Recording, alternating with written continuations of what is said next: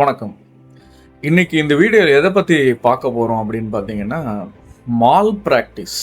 இதை பற்றி நம்ம ஏற்கனவே வீடியோ போட்டிருக்கோம். இருந்தாலும் இதில் கொஞ்சம் ஸ்ட்ரிக்ட் பண்ணிட்டாங்க நெபோஷ். அதை பற்றியான டீட்டெயில்ஸ், ஒரு கேண்டிடேட்டுக்கு எப்படிலாம் மால் ப்ராக்டிஸில் மாட்டுவாங்க, ஸோ மால் ப்ராக்டிஸ் வந்துடுச்சுன்னா பனிஷ்மெண்ட்ஸ் எப்படி இருக்கும், ஸோ அது பாதிப்புகள் யார் யாருக்கு அப்படிங்கிறதான் இந்த வீடியோவில் நம்ம பார்க்க போகிறோம்.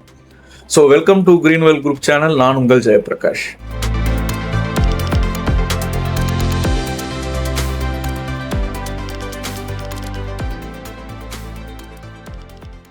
ஸோ மொதல் விஷயம் என்ன அப்படின்னு பார்த்தீங்கன்னா, மால் ப்ராக்டிஸ் என்ன அப்படின்னா பலவிதம் இருக்குது. நெபோஷ் எக்ஸாம் பர்டிகுலராக ஒரு ஐஜிசி எக்ஸாம்னு வச்சுங்க. ஸோ அந்த ஐஜிசி எக்ஸாம் நீங்கள் பண்ணுறீங்க, அதில் மால் ப்ராக்டிஸ். இப்போ ஒரு எக்ஸாம் ஓப்பன் புக் எக்ஸாமுங்கிறது உங்களுக்கு நல்லாவே தெரியும். இப்போ நம்ம ஸ்கூல் காலேஜ்லலாம் கேள்விப்பட்டிருப்போம், இந்த காப்பி அடிக்கிறது, பிட் அடிக்கிறது அப்படின்னா. ஸோ இந்த காப்பி அடிக்கிறது, பிட் அடிக்கிறது என்ன அப்படின்னா, காப்பின்னா அடுத்தவனை பார்த்து அடிப்பீங்க, பிட் அடிக்கிறதுனா புக்கில் இருக்கிறத பார்த்து அடிப்பீங்க. அதை தான் நம்ம மால் ப்ராக்டிஸ்னு சொல்கிறோம். ஸோ இப்போ அந்த மால் ப்ராக்டிஸ் இங்கே எப்படி நடக்கும்னா, இது ஓப்பன் புக் எக்ஸாமு. ஸோ அப்போது என்ன பண்ணுவாங்க அப்படின்னா, ஒன்று நெட்லேருந்து அப்படியே கண்டென்ட்டை உருவி அப்படியே எதுவுமே செய்யாமல் அப்படியே அனுப்புறது. ஸோ நீ இது ஓப்பன் புக் எக்ஸாம் தான், நீங்கள் எது வேணால் ரெஃபர் பண்ணலாம், ஆனால் எழுதுறது உங்கள் எழுத்துக்களாக தான் இருக்கும். சும்மா நான் இன்டர்நெட்டில் இந்த டாபிக் பார்த்தா அப்படியே காப்பி பண்ணி போட்டேன், மால் ப்ராக்டிஸ். நான் ஒரு ஏஐ பார்த்தேன், சாட் ஜிபிடி மாதிரி இருக்கிற ஏஐல ஏதோ ஒரு ஏஐ நான் ரெஃபர் பண்ணேன், அதில் கண்டென்ட் குடிச்சு அதே தூக்கி இதில் போட்டேன், மால் ப்ராக்டிஸ். நீங்கள் ரெஃபர் என்ன வேணால் பண்ணலாம், நீங்கள் எதில் வேணால் இன்டர்நெட்டில் போய்ட்டு சோர்ஸ் எடுத்துக்கலாம், ஆனால் எழுத வேண்டியது உங்களோட இதில் தான் எழுதும். இது நாங்கள் கிளாஸ் நடத்தும் போது எல்லாருமே சொல்லி கொடுக்கறது தான். ஸோ அது ரொம்ப ஆணித்தரமாக ஏன் இப்போ சொல்கிறோம் அப்படின்னா, நான் சொல்ல போகிற டேட்டா உங்களுக்கு ரொம்ப அதிர்ச்சியாக இருக்கும். அந்த அளவுக்கான டேட்டா நான் இப்போ சொல்ல போகிறேன். ஸோ இப்போ இந்த மால் ப்ராக்டிஸ்க்கு வரேன். ஸோ இப்போ மால் ப்ராக்டிஸ் என்னங்கிறது தெரிஞ்சிருச்சு. ஸோ எக்ஸாம் எழுதும்போது காப்பி அடிக்கிறது, இதுமாரி இன்டர்நெட் சோர்ஸ் எடுக்கிறது, இல்லை இன்னொரு கேண்டிடேட்டோட பேப்பர் எடுத்து நீங்கள் அதுலேருந்து மெட்டீரியல் எடுத்து நீங்கள் எடுத்து எழுதிக்கிறது. ஸோ அப்போ என்ன ஆகும் அப்படின்னா, ஸோ இந்த கண்டென்ட்லாம் நெபோஷ் அட்வான்ஸ்டாக இருப்பாங்க. ஸோ அவங்களுக்கு நீங்கள் எந்த ஒரு சின்ன தப்பு பண்ணாலுமே ஈஸியாக கண்டுபிடிச்சிருவாங்க. இப்போ இந்த எக்ஸாம் இருக்குது, இந்த எக்ஸாம் பேப்பர்லாம் நான் சப்மிட் பண்ணிட்டேன், நான் இப்போ என்ன செய்யறது அப்படின்னு நீங்கள் கேட்டிங்கன்னா, ஃபார் எக்ஸாம்பிள் இப்போ மால் ப்ராக்டிஸ் எக்ஸாம் நீங்கள் சப்மிஷன் பண்ணும்போதே ஒரு ஆன்டி பிளஜரிசம் சாஃப்ட்வேர்னு சொல்லுவாங்க, பிளஜரிசம்னு சொல்லுவாங்க. ஸோ டர்னிட்டின்னு நெபோஷ் யூஸ் பண்ணுறாங்க. ஸோ அந்த சாஃப்ட்வேர் நீங்கள் அப்லோட் பண்ணும்போதே அது வழியாக தான் அது போகும். ஸோ அது பிளஜரிசம் அப்படின்னா, ஏதாவது காப்பி கண்டென்ட் இருக்கா இன்டர்நெட்லேருந்து, இல்லை வேற ஒரு கேண்டிடேட்லேருந்து ஏதாவது காப்பி பண்ணியிருக்கீங்களா, இது மற்ற ஒர்க்கோட சிமிலராக இருக்கா அப்படின்னு ஏஐ சாஃப்ட்வேர் தான் அது. ஆன்டி பிளஜரிசம் சாஃப்ட்வேர் ஒரு ஏஐ தான், அதை டர்னிட்டின்னு இருக்கும். அதை அவங்க யூஸ் பண்ணி ஈஸியாக கண்டுபிடிச்சிடுவாங்க. ஸோ நாங்கள் என்ன சொல்கிறோம், நீங்கள் என்ன வேணால் ரெஃபர் பண்ண, ஆனால் அந்த பாயிண்ட்டை மனசில் எடுத்துகிட்டு சொந்தமாக எழுது. நீங்கள் டைப் பண்ணும்போது சொந்தமாக தான் டைப் பண்ணணும், ரீஃப்ரேஸ் பண்ணணும் உங்கள் வேர்டை, இல்லைன்னா மாட்டிப்பீங்க. ஸோ இது மால் ப்ராக்டிஸில் புக் பண்ணிடுவாங்க. இது மட்டுமா சார் அப்படின்னு கேட்டால், முக்கியமான விஷயம் என்ன அப்படின்னா, அவங்க ஒரு ஏஐ மூலியமாக என்ன பண்ணுவாங்கன்னா, சப்மிஷனில் ஏதாவது ஹிடன் கேரக்டர்ஸ்ன்னு தேடுவாங்க.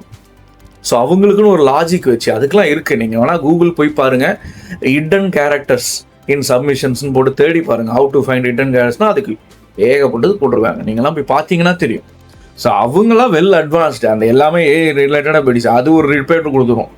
ஸோ இந்த கேண்டிடேட் இவ்வளோ பிரச்சனை பண்ணியிருக்காங்க, இவ்வளோ மால் ப்ராக்டிஸ் இன்வால்வ் ஆகிருக்கு, இவ்வளோ சிமிலாரிட்டி ஜென்ரேட் ஆகிருக்கு. இதை தவிர க்ளோசிங் இன்டர்வியூன்னு நடப்பாங்க. ஏதாவது எக்ஸாம் முடிச்சது கையோட க்ளோசிங் இன்டர்வியூ இருக்கும். ஸோ க்ளோசிங் இன்டர்வியூ பற்றி நம்ம வீடியோஸ் போட்டிருக்கோம், அதையும் பாருங்கள் எப்படி பண்ணணும்.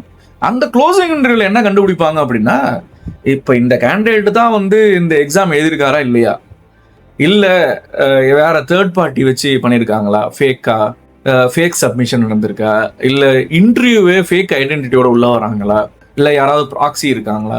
ஸோ இதெல்லாமே இன்டர்வியூவில் தெரிஞ்சிடும் ஈஸியாக. அவங்களோட ஐடென்டிட்டி வச்சு செக் பண்ணியிருப்பாங்க, என் டேட்டா இருக்கும், இது எல்லாமே வச்சு ஈஸியாக கண்டுபிடிச்சிருவாங்க இந்த கேண்டிடேட் இதை எழுதலை, சொல்கிற ஆன்சர்லேயே தெரியும். ஸோ இன்டர்வியூவில் பெருசாக எதிர்பார்க்கும்போது அட்லீஸ்ட் ஒரு சப்ஜெக்ட் நாலேஜ் இருக்கான்னு தான் டெஸ்ட் பண்ணுவாங்க. நீ என்ன லைன் ஃபுல்லாக எழுதிருக்க, ஃபர்ஸ்ட் லைன் என்ன எழுதுனா, செகண்ட் லைன், இதெல்லாம் கேட்க மாட்டாங்க. சப்ஜெக்ட் நாலேஜ் இருக்கா, ஒரு டாபிக் கொடுத்தா அதை பற்றி நீ பேச தெரியுதா, இதுதான் எதிர்பார்ப்பாங்க. ஸோ இப்படி இருக்கிற ஒரு விஷயத்த இப்போ கண்டுபிடிச்சிருவாங்க, மால் ப்ராக்டிஸ் இருக்குன்னா. சரி சார், நான் மால் ப்ராக்டிஸில் மாட்டிக்கிட்டேன். ஸோ மால் ப்ராக்டிஸோட பெனால்ட்டிஸ் என்ன? ஸோ ஃபஸ்ட்டு என்ன சொல்லுவாங்க அப்படின்னா, வாய்ட், தப்பு பண்ணியிருக்க, கொஞ்சமாக தப்பு பண்ணியிருக்கேன்னா அது வந்து கொஞ்சமாக நிறையாங்கிறது லேர்னிங் பார்ட்னருக்கும் தெரியாது. ஒன்லி நெபோஷ் எக்ஸாமினருக்கு மட்டும்தான் தெரியும். வெளியில் ரிவீல் பண்ண மாட்டாங்க. இந்த கேண்டிடேட்டு இவ்வளோ சிமிலாரிட்டி ரிப்போர்ட் இருக்குது, இப்படி இவன் இங்கே காப்பி, அதெல்லாம் டீட்டெயிலே வராது. இவன் இந்த கேண்டிடேட் மால் ப்ராக்டிஸ்.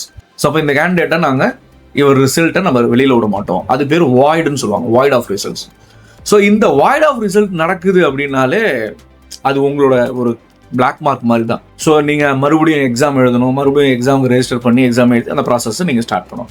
சரி சார், அடுத்தது தண்டனையில் அடுத்து பனிஷ்மெண்ட் என்ன சார் பார்த்தீங்க அப்படின்னா, வாய்டு கொடுக்கல அப்படின்னா இன்வெஸ்டிகேஷன் பண்ணி உங்களை பேன் பண்ணுவாங்க.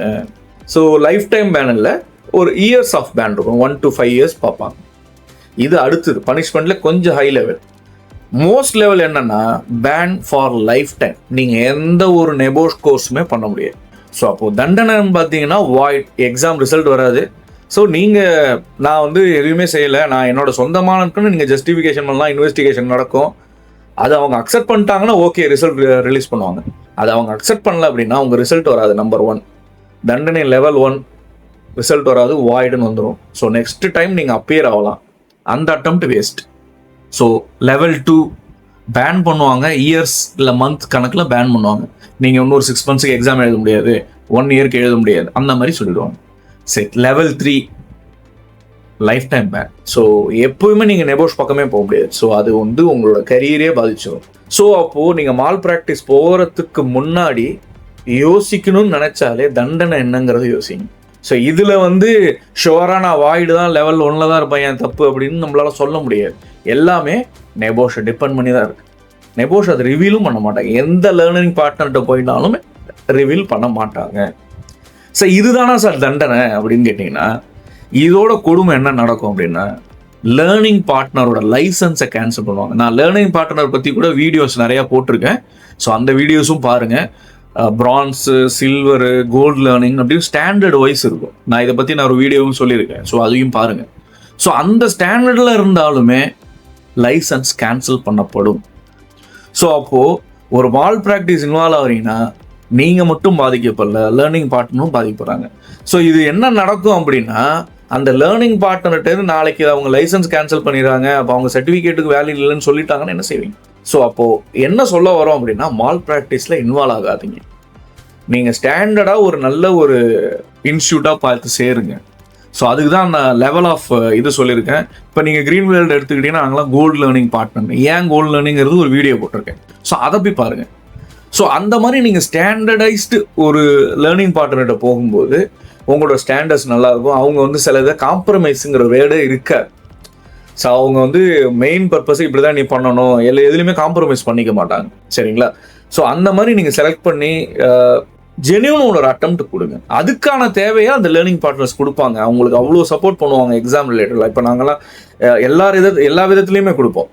ஸோ ட்ரைனிங் பர்பஸாக இருக்கட்டும், உங்களுக்கு அசஸ்மெண்ட் ஆகட்டும், லேர்னிங் போர்ட்டல் ஆகட்டும், மெட்டீரியல்ஸ் ஆகட்டும், ட்ரைனர்ஸ் சஜஷன் ஆகட்டும், அந்த மாதிரி கான்செப்டில் நான் சொல்கிறேன். ஸோ அந்த மாதிரி பார்த்து செலக்ட் பண்ணுங்க. ஸோ இப்போ இதுதான் பிரச்சனை. சரிங்களா? ஸோ அப்போ மால் ப்ராக்டிஸ் நீங்கள் அவாய்ட் பண்ணுங்கள். நான் உங்கள்ட்ட ஒரு டேட்டா சொல்கிறேன்னு சொன்னேன். இது வந்து நான் வந்து ஒரு டேட்டாலன்னு சொல்கிறேன். 2023 Quarter 2 வந்து, அதாவது April to June என்ன நடந்திருக்குன்னா, 1164 1164 மால் ப்ராக்டிஸ் கண்டுபிடிச்சிருக்காங்க. 19 life time ban, 1145 void. Result announce பண்ணல. ஆனால் லேர்னிங் பார்ட்னர் 6 பேர் சஸ்பெண்ட் பண்ணுறாங்க. இது வந்து டேட்டா நீங்கள் எங்கே வேணால் போய் செக் பண்ணிக்கலாம். அதேமாரி ஜூலை டு செப்டம்பர் 2023 பார்த்தீங்கன்னா 1128 malpractice, life time ban 4, learning partner suspended வந்து 3 லேர்னிங் பார்ட்னரை க்ளோஸ் பண்ணுறாங்க. October to December 2023 1077 16 life ban, 4 learning partner closed. இது இப்படி தான் விட்டுருக்காங்க. ஏன் 23க்கு போனேன்னா 24 இது இன்க்ரீஸ் ஆச்சு. ஜனவரி டு மார்ச் பார்த்தீங்கன்னா 1284 malpractice, 19 life ban, learning partner suspended பார்த்தீங்கன்னா 6. சரி, ஏப்ரல் டு ஜூன் எப்படின்னு பார்த்தீங்கன்னா 1164 19 life ban, 8 learning partner suspended. So July to September 1345 4 ban, suspension வந்து 3 லேர்னிங் பார்ட்னர் சஸ்பெண்ட் ஆகிட்டாங்க. அக்டோபர் டு டிசம்பர் 2024 பார்த்தீங்கன்னா 1222 16 லைஃப் பேன், லேர்னிங் பார்ட்னர் 4 பேரை close பண்ணிட்டாங்க. So பார்த்தீங்கன்னா இது இன்க்ரீஸ் பண்ணுறது அவங்க எந்த ஒரு கிரைட்டீரியாவும் கொடுக்க மாட்டேன். கேண்டிடேட் ஆகட்டும், லேர்னிங் பார்ட்னர் ஆகட்டும், யாராக இருந்தாலும் சரி, தப்பு செஞ்சால் க்ளோஸ். ஸோ இந்த 2025 விட்டுட்டோம் பாருங்க, ஜான்வரி டு மார்ச்சில் 1360 40 லைஃப் டைம் பேன். ஸோ இப்படி பார்த்தீங்கன்னா போயிட்டே இருக்கு. ஸோ அடுத்த குவார்ட்டர் வந்தோன்னா டிஸ்பிளேல வரும். கிட்டத்தட்ட 40 ஆயிருக்கு இந்த 2025 பொறுத்த வரைக்கும் 3 மாதம் எக்ஸாமுக்கு மட்டும் சொல்லிட்டு இருக்கு. ஸோ இது அவங்க எதுலேயுமே காம்ப்ரமைஸ் ஆக்க மாட்டாங்க குவாலிட்டிலையும். ஸோ நாங்கள் என்ன உங்களுக்கு புரிய வைக்க வந்தோம் அப்படின்னா, மால் ப்ராக்டிஸில் இன்வால்வ் ஆகாதீங்க. டைம் எடுத்து கூட எக்ஸாம் பண்ணுங்கள், ஆனால் மால் ப்ராக்டிஸ் இன்வால்வ் ஆகாதீங்க. மால் ப்ராக்டிஸ் என்னங்கிறதுக்காக நான் உங்களுக்கு ஸ்டெப் பை ஸ்டெப்பாக சொல்லிட்டேன். ஸோ நீங்கள் நெக்ஸ்ட் டைம் அப்பியர் ஆக போகிறீங்க அப்படின்னா, இல்லை இந்த கோர்ஸ் படிக்கிறதுக்கு முன்னாடி மால் ப்ராக்டிஸ்னால் என்ன, அதை எப்படி அவாய்ட் பண்ணுவாங்க, மால் ப்ராக்டிஸ்லாம் எப்படிலாம் கண்டுபிடிக்கிறாங்க, ஸோ மால் ப்ராக்டிஸோட விளைவுகள் என்ன, அது உங்களை மட்டும் பாதிக்காது, சுற்றி இருக்கிற எல்லாரையுமே பாதிக்குது, ஈவன் லேர்னிங் பார்ட்னர், அதுக்கான டேட்டாவும் கொடுத்துட்டேன். ஸோ எப்படிலாம் நீங்கள் ஒரு நல்ல லேர்னிங் பார்ட்னர் செலக்ட் பண்ணி உள்ளே போகணும், உங்களுக்கு எக்ஸாம் ரிலேட்டடாக எப்படி யார் ப்ரொவைட் பண்ணுவா, அதான டீட்டெயிலும் கொடுத்துருக்கேன். எங்களோட பழைய வீடியோஸை போய் பார்த்தீங்கன்னா உங்களுக்கே தெரியும், நான் எல்லாத்தோட ஸ்டெப் பை ஸ்டெப் எக்ஸ்ப்ளனேஷன் கொடுத்துருக்கேன். ஸோ அதையும் பாருங்கள். ஸோ இந்த வீடியோ உங்களுக்கு பிடிச்சிருந்துச்சுன்னா மறக்காமல் லைக் பண்ணுங்கள், ஷேர் பண்ணுங்கள், கமெண்ட் பண்ணுங்கள், மறக்காமல் பெல் ஐக்கானை சப்ஸ்கிரைப் பண்ணுங்கள். ஸோ இன்னொரு வீடியோவில் உங்களை நான் கண்டிப்பாக சந்திக்கிறேன். Thank you very much.